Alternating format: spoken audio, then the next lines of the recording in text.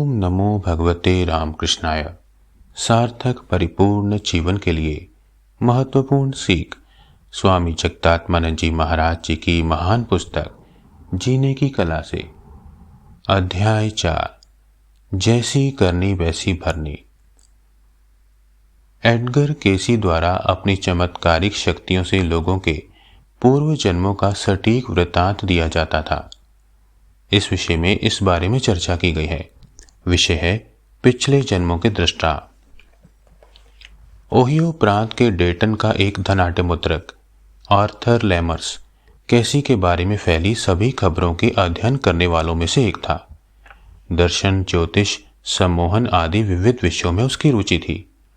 वह कैसी के निवास स्थान सिल्मा में गया।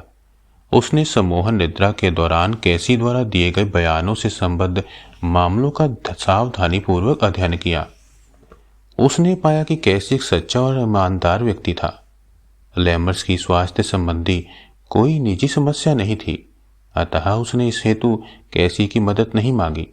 इसके बजाय वह कुछ विशेष प्रश्नों में अत्यधिक रुचि रखता था, यथा जीवन का क्या उद्देश्य है, सुख दुख का क्या तात्पर्य है, विभिन्न लोगों के भाग्यों के भेद का क्या कारण है, मरणोपरांत मनुष्य का क्या होता है, क्या मृत्यु का तात्पर्य विस्मृति में समा जाना है, क्या मृत्यु के सिद्धांत में कुछ सत्य है या क्या यह अमर होने की मनुष्य की अंतर्निहित इच्छा को दृढ़ बनाने हेतु कोई कल्पित बात है।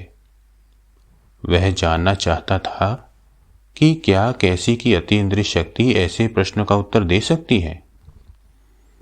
लेमर्स ने 1923 ईस्वी के अक्टूबर माह में कैसी और उसके परिवार को अपने गांव आने का निमंत्रण दिया। उसने कैसी की सम्मोहन अवस्था में उससे अपनी जन्मपत्री के बारे में पूछा।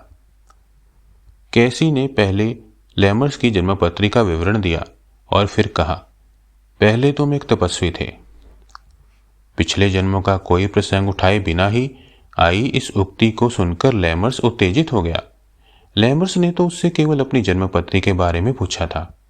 कैसी की सम्मोहित अवस्था के मन में आई हुई बात पुनर्जन्म के सिद्धांत से संबंधित थी। यदि यह सत्य सिद्ध हो जाता तो दर्शन शास्त्र, धर्म और मनोविज्ञान के दृष्टिकोण में आमूल परिवर्तन करना पड़ सकता था। लेमर्स ने अपनी खोज जारी रखने का निश्चय किया। कैसी ने भी अनिच्छापूर्वक स्वीकृति दे दी।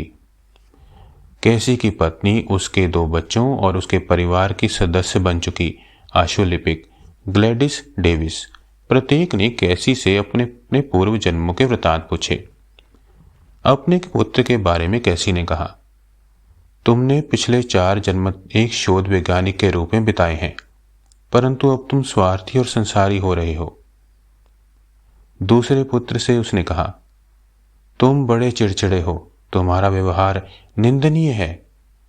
तुम्हें मिस्र और इंग्लैंड के अपने दोनों ही पिछले जन्मों में इसके कारण दुख भोगना पड़ा था। कम से कम अब तो स्वयं पर नियंत्रण करना सीखो। ओम शांति शांति शांति। हरि ओम तत्सत। श्री राम कृष्ण अर्पणमस्तु।